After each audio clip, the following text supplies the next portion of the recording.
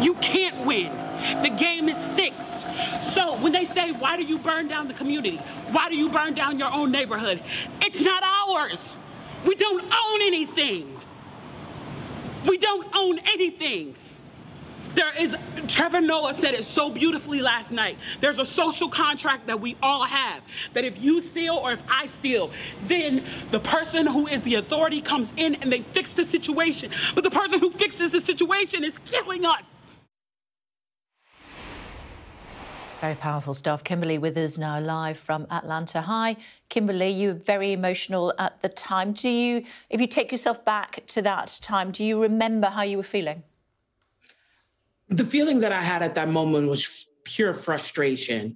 And I was feeling as if though the narrative was being redirected and people were focusing on things that had nothing to do with the bottom line. And the bottom line is that we were facing injustices that were severe and brutal. And I wanted to make sure that the narrative was put back on the right track.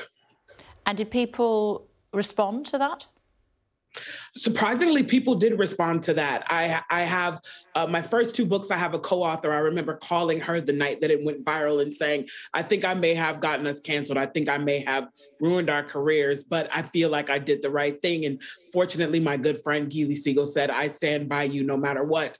So I was so surprised, the positive feedback that I got from it, and that for a lot of people, it gave them clarity in a way that they had never had before.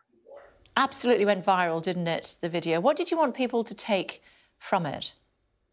You know, the main thing that I'm always trying to nurture in people is empathy. I think that's the greatest way that we can move forward, is that if we just actually sit back and listen and understand each other. And I think because it happened in the middle of a global pandemic, it was an opportunity for people to listen and understand in a way that they hadn't before, because we were all still and we didn't have the busyness of our lives of getting kids to soccer and picking up the groceries to distract us from actually taking in the things that were happening. So people were able to process it in a deeper way, I think.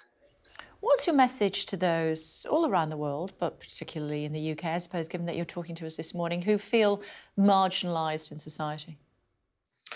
I think the main thing that I want people to understand is that we can, we can assist in getting justice in small doses. We think of it as such a big problem that sometimes people feel extremely overwhelmed and they feel hopeless, especially as they're dealing with their government. But I think if we work on this one community at a time, just taking back our own communities, just fighting for justices in our own communities, we can actually make a dent and make progress in this fight. How do you think that people will look back at what happened to George Floyd?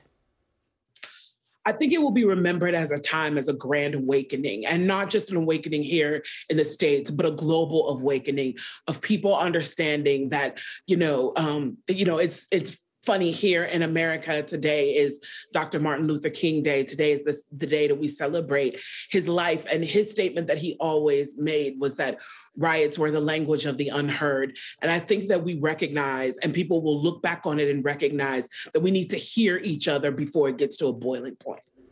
OK. I'm not sure if you've got up early for us or stayed up late, but we really appreciate it either way. Thank you very much, Kimberly. Thank you. 20 to 5 where you are in the morning. Thanks a lot. Thank you for having me.